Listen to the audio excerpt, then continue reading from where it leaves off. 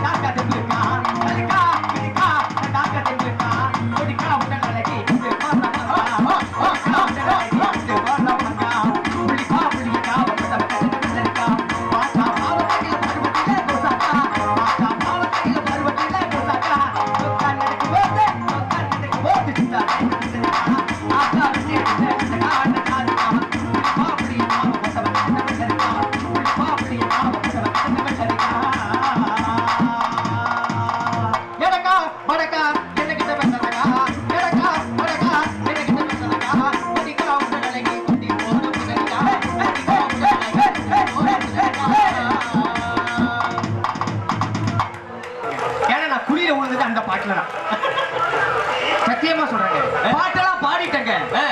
என்னுடைய மாமனார் டிஎஸ்பி எப்ப பார்த்தாலும் என்ன வச்சுக்கிட்டே இருப்பாரு, சுடுறதுக்கு தான் என்னைய. இப்போ திருஞ்சிட்டு தான் இருக்கிறாரு. அப்பவே சொல்றேங்க, அப்பவே சொன்னேங்க, கேட்கறாங்க. என் ஃப்ரெண்ட் எல்லாம் சொன்னாங்க, கேட்காம கல்யாணம் வந்துச்சு. நடுவர்களே, கல்யாண வேடையிலங்க அஜித் மாதிரி நான் உட்கார்ந்து இருக்கேங்க. பக்கத்துல ஷாலினி மாதிரியா பொண்டாட்டி. ஆமாங்க. ஏமா உனக்கு எப்படி இருக்கு? பக்கத்துல அஜித் மாதிரி இல்லையா? பக்கத்துல சானிடைசர் இருந்தா இல்லையா? சானிடைசர் இல்லைங்க, ஷாலினி.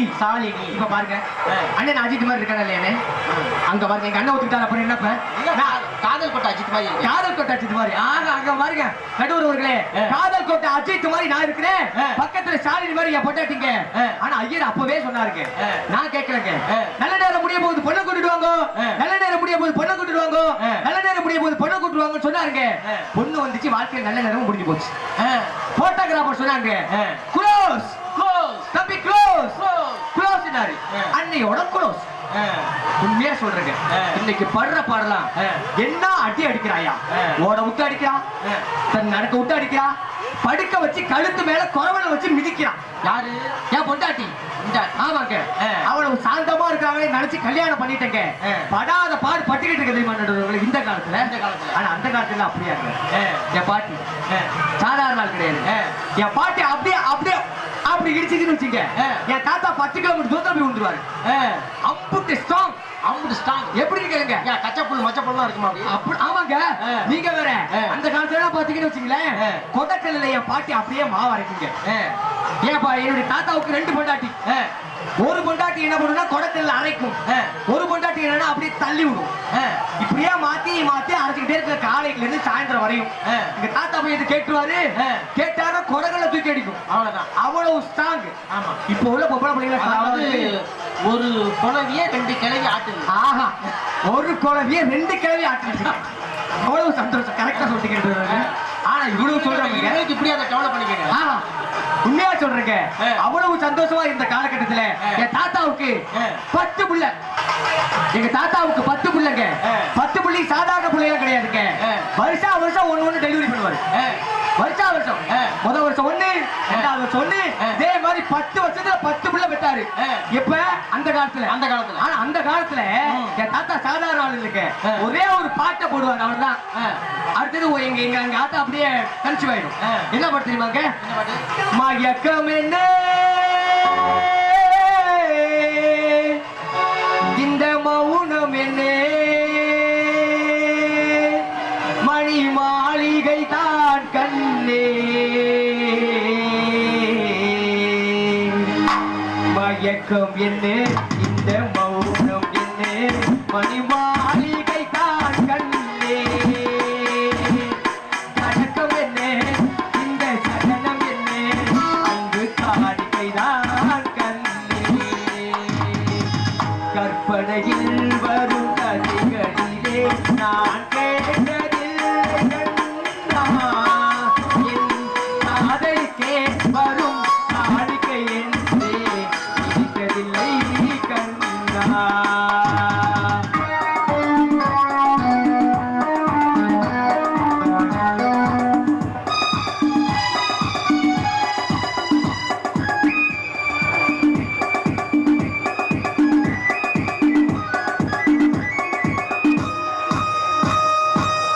அன்னத்தை தொட்ட கைகளினால் மது கிண்ணத்தை இனி நான் தொடமாட்டேன்.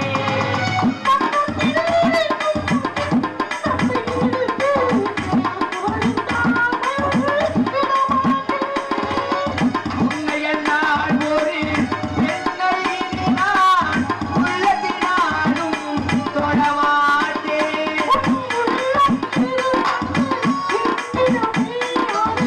உயிர் போனாலும் தரமாட்டேன். மயக்கம் என்ன இந்த மௌனம் என்ன, மணி மாளிகை தான் கண்ணே, கணக்கம் என்ன இந்த சடனம் என்ன, அங்கு காணிக்கை தான் கண்ணே. ஆனா இன்னைக்கு பாட்டு எழுதுறான். எப்படி எழுதுறான் இன்னைக்கு பாட்டு? எப்படி? வருவியா வரமாட்டியா, வரலைன்னா உன் பேச்சுக்கா, தருவியா தரமாட்டியா, தரலைன்னா உன் பேச்சுக்கா, ஏ பம்பரண்டா கூட போறேன், ஓ பாவாட நாடாவ தருவியா. பம்பரம் விடுறதுக்கு எதுங்க பாவாட நாடா? அதானே அதானே கேக்குறேன், எதுக்கு பாவாட நாடா கேக்குறேன்? ஒரு சண்டல் கூட அவனுக்கு கிடைக்கல பொம்பரை விடுறதுக்கு. அதானே, ஒரு பொம்பளை பிள்ளை பாவாடை நாடா தான் அவனுக்கு கிடைச்சிச்சா? இதெல்லாம் ஒரு பாட்டாங்க? இதெல்லாம் ஒரு நாடா? இதெல்லாம் ஒரு நாடா? இது விளங்குமா? இந்த காலம் விளங்குமான்னு கேக்குறேன். ஆனா இந்த காலத்துல ஒரு பாட்டு போட்டிருக்காங்க, எல்லாரும் திட்டிவிட்டாயா, அப்பாவை திட்டிவிட்டா, அம்மாவை திட்டிவிட்டா, ஊர்ல உள்ள எல்லாரையும் திட்டி ஒரு பாட்டு போட்டிருக்கான். என்ன பாட்டு? கெவண்டி பொண்ண பெத்தா பெத்தா பெத்தா பெத்தா பெத்தா பெத்தா சின்ன கச்சா செத்தா செத்தா செத்தா செத்தா செத்தா, கெவண்டி பொண்ண பெத்தா பெத்தா பெத்தா பெத்தா பெத்தா, அவ கையில கச்சா செத்தா செத்தா செத்தா செத்தா செத்தா. இப்ப வந்து ஒரு இந்த தமிழான ஒரு புள்ள வந்து ஆடுதுங்க. தமிழ் ஆமாங்க. அந்த புள்ள வந்து வா நுக்காவாலியா நுக்காவாலியா காவாலியா காவாலியா காவாலியா அது உனக்கு கவலையாலேயோ பாவாடை கிழிஞ்சு நாரா தொங்குது.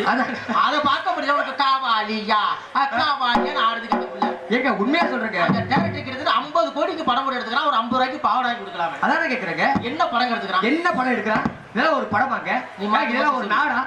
சொல்றேங்க. இதுக்கு வக்காலத்து வாங்க 2 பேர் வேற அங்க இருந்து புடவை கட்டிட்டு ஜிங்கு ஜிங்கு மேடைக்கு வேற வந்தாங்க. அதானே கேக்குறேன். இது ஒரு ஏன் பொண்டாட்டி சாதாரண ஆளா இல்ல. ஆனா இந்த காலத்து பெண்கள் எல்லாம் உண்மையா சொல்றாங்க, அவங்களோட கையெடுத்து கும்பிடணும். முக்கியமா ஏன் பொண்டாட்டியெல்லாம் கையெடுத்து கும்பிடணும். ஏன் அப்படி? எனக்கு கிடைச்ச மனைவாரி உலகத்துல யாருக்கும் கிடைக்க வாய்ப்பே இல்லைன்னு கிழிச்ச கோட்டையை கொண்டாடி தாண்ட மாட்டாங்க. எப்ப பார்த்தாலும் டிவி சீரியல் பாத்துக்கிட்டு அழுகிட்டே இருக்கட்டி நான் ஏன்னு ஒரு வார்த்தை கேட்டுங்க போறான்ட்டாங்க. சரி இவனோட வாழ்ந்து புண்ணியம் இல்ல, சேர்த்துருவோம் முடிவு பண்ணி நேரா டிவி முட்டி மேல கால வச்சு மேல உத்தரத்துல கைத்த போட்டு கழுத்துலயும் வச்சுட்டுங்க. இப்ப என் பொண்டாட்டி கேக்குறா, அங்க பாருடி எவ்வளவு டிவில தூக்க மாட்டுற மாதிரியே காட்டுறான்.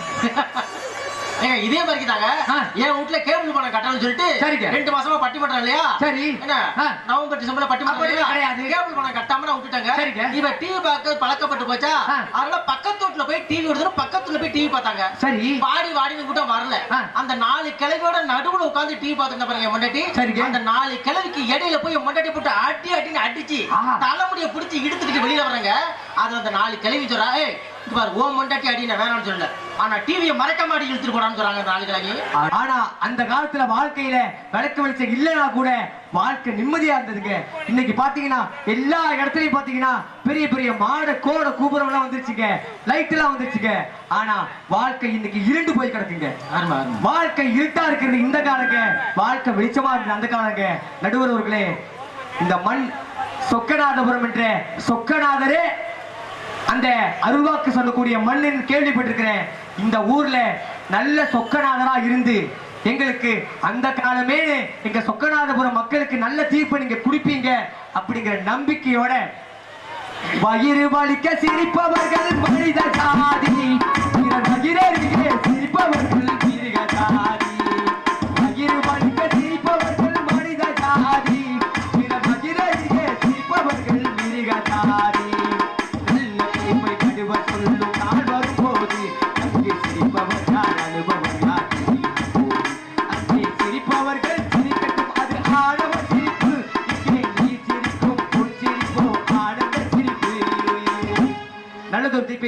நம்பிக்கையோடு இதுவரை இந்த சிறுவனின் பேச்சை செவிமடுத்து கேட்ட உங்களின் அத்துணை பேர் பொற்பாதங்களை தொட்டு வணங்கி விடைபெறுகிறேன். வாய்ப்பு இருந்தால் மீண்டும் சந்திப்போம். தமிழ் வாழட்டும், தமிழர்களின் நிலத்தை ஆளட்டும். நன்றி, வணக்கம், ஜெய் ஹிந்த்.